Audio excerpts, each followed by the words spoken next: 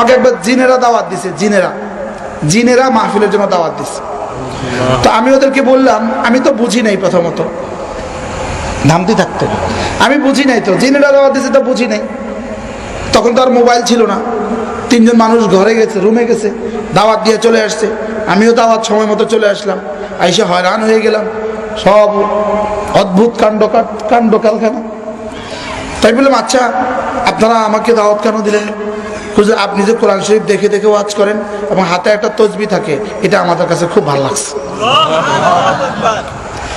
কথা বুঝলেন? খেতে বসলাম, আমি তো আমার গতিতে খাইলাম, এত বড় বড় বলে ভাত, এক বল এক একজনে খেয়ে ফেললো। আমি দুনিয়াত নাই, বুঝছেন?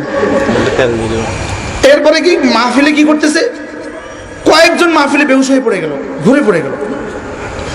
পরে আমি বললাম এরা ঘুরে পড়ে গেল কেন?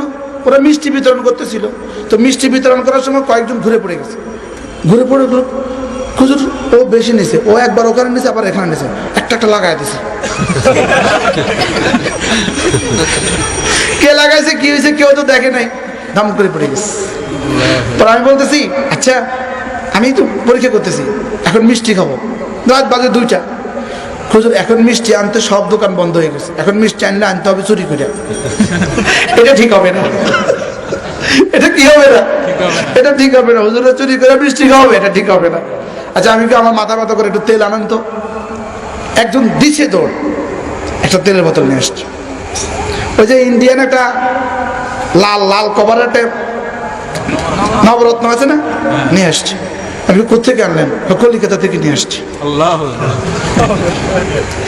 বারহাল কথার কথা, আমাদের ফেসবুকে যাদের হায়াত কাটে, আজকের এই কথা লিখে রাখবেন একটা কাগজের মধ্যে, আমার ফেসবুকে হায়াত কত ঘন্টা কাটছে লিখে রাখবেন।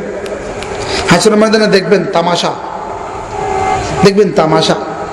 আলিমাত নাফসুম মা আহদারাত।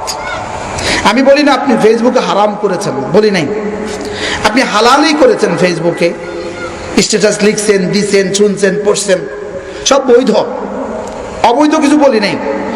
আপনি গিয়ে দেখবেন আমার বন্ধু সে কালেমায়ে তয়্যিবা পড়ছে 100 বার, আর এই সময়টাকে আমি ফেসবুক দেখছি, আপনি দেখবেন যে আপনি পাইছেন মাটি আর সে পাইছে হীরার পাহাড়। আপনি তখন কি করবেন জানেন? আঙ্গুল কাইটা, হাত কাইটা এখান পর্যন্ত নিয়ে আসবেন, আঙ্গুল ছিঁড়ে ছিঁড়ে ফেলবেন, কামড়াইতে কামড়াইতে। হ্যাঁ আমি কি করলাম বলেন, কি বলবেন বলেন? আমি হারাম বলছি, হারাম করছি এটা বলি নাই। আর যদি গুনাহ হয় আর হারাম হয় তাহলে তো কলিজায় শুদ্ধ ছিঁড়ে ফেলবেন।